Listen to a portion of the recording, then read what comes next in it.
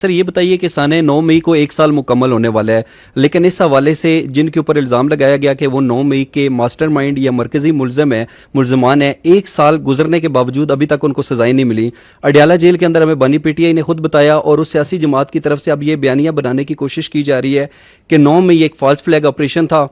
جو پاک فوج نے خود کروایا، اور وہ کہتے ہیں کہ اس حوالے سے ایک جوڈیشل کمیشن بنا دیں جو شفاف تحقیقات کرے اور جو قصوروار ہے اس کو سزا ملے۔ اور جوڈیشل کمیشن کے معاملے پر پی ٹی آئی کو جو دیگر سیاسی جماعتیں ہیں کچھ ان کی حمایت بھی حاصل ہے، تو اس پر پاک فوج کا کیا رد عمل ہے؟ دیکھیں میرے بھائی، پہلی بات تو یہ ہے کہ 9 مئی صرف افواج پاکستان کا مقدمہ نہیں ہے، یہ پورے پاکستان کے عوام کا مقدمہ ہے۔ کسی بھی ملک میں اس کی فوج پہ حملہ کرایا جائے، اس کے شہیدوں کی علامات کی تصدیق کی جائے، اس کے بانی کے گھر کو جلایا جائے، وہاں پہ عوام اور فوج کے درمیان نفرت پیدا کی جائے، اور پھر جو لوگ یہ کروا رہے ہیں، جو کر رہے ہیں، ان کو کیفر کردار پہ نہ پہنچایا جائے، تو کسی بھی ملک میں ایسا ہو تو وہاں کے نظام انصاف پہ ایک سوال کھڑا ہو جاتا ہے۔ ہم سمجھتے ہیں اور اس بات پہ یقین رکھتے ہیں کہ اگر پاکستان کے نظام انصاف پہ یقین قائم رکھنا ہے، اور جزا و سزا کا نظام جس پہ اللہ تعالیٰ کی یہ کائنات اور یہ قدرت اور یہ نظام چلتا ہے، اگر اس پہ یقین رکھنا ہے تو 9 مئی کے جو ملزمان ہیں، اس کو کرنے والے اور اس کو کروانے والے، آئین اور قانون کے مطابق انہیں سزا دینی پڑے گی۔ اب آتے ہیں، یہ جو آپ بات چیت کر رہے ہیں کہ اس کے اوپر بیانیہ بنایا جاتا ہے، دیکھیں 9 مئی کوئی ڈھکی چھپی چیز نہیں ہے۔ اس کے جو ناقابل تردید شواہد جو ان سے ہیں وہ عوام کے پاس بھی ہیں، افواج کے پاس بھی، ہم سب کے پاس ہیں۔ ہم سب نے اپنی آنکھوں سے اس واقعے کو ہوتے دیکھا۔ ہم سب نے دیکھا کہ کس طریقے سے لوگوں کی ذہن سازی کی گئی، ان کو افواج کے خلاف، اس کی لیڈرشپ کے خلاف، ایجنسیوں کے خلاف، اداروں کے خلاف جھوٹ اور پروپیگنڈے سے ان کے ذہن بنائے گئے۔ ہم نے دیکھا کہ کس طرح کچھ سیاسی لیڈرز نے چن چن کے اہداف دیے کہ ادھر حملہ کرو، ادھر حملہ کرو۔ ہم نے دیکھا کہ چند گھنٹوں میں پورے ملک میں مختلف جگہوں پہ صرف فوجی تنصیبات پر حملے کرائے گئے، اور ان واقعات کو آپ نے بھی دیکھا، کیمرے کی آنکھ نے فلم بند بھی کیا، اور جب یہ شواہد اور یہ ساری چیزیں لوگوں کے سامنے آئیں تو آپ نے عوام کا غصہ اور رد عمل بھی دیکھا۔ آپ نے یہ بھی دیکھا کہ کس طرح عوام نے اس انتشاری ٹولے سے پیچھے ہٹی۔ تو جب یہ کھل کے سامنے آ گیا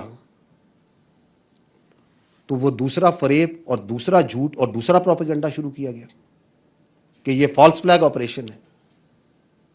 یہ تو پتہ ہی نہیں کیا ہوا، کون کر گیا، کیسے کر گیا۔ ایسے لوگوں کے لیے کہا گیا ہے یو کین فول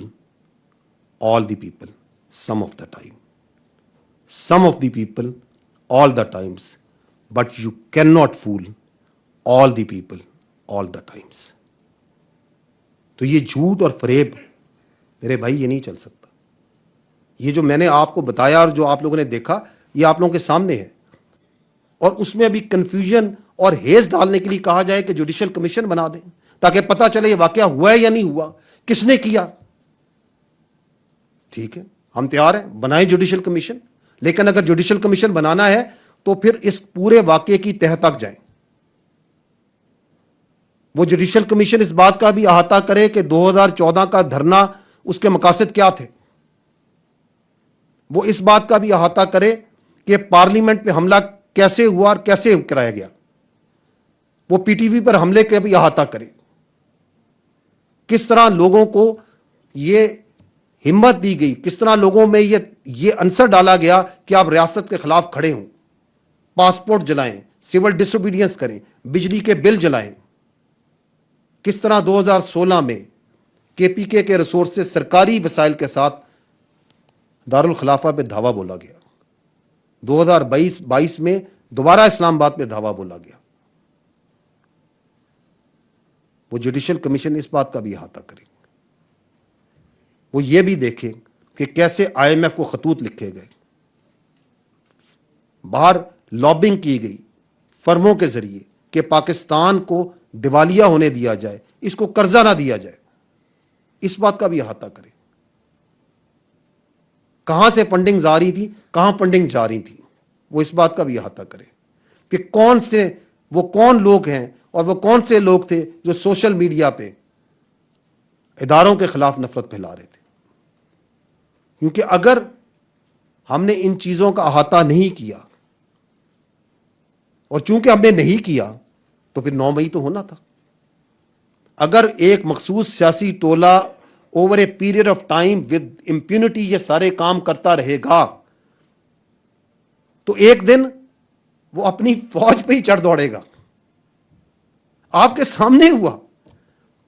جب وہ جھوٹ بولے اور جھوٹ بولتا جائے اور آپ اس کے جھوٹ کے آگے سچ نہ بولیں,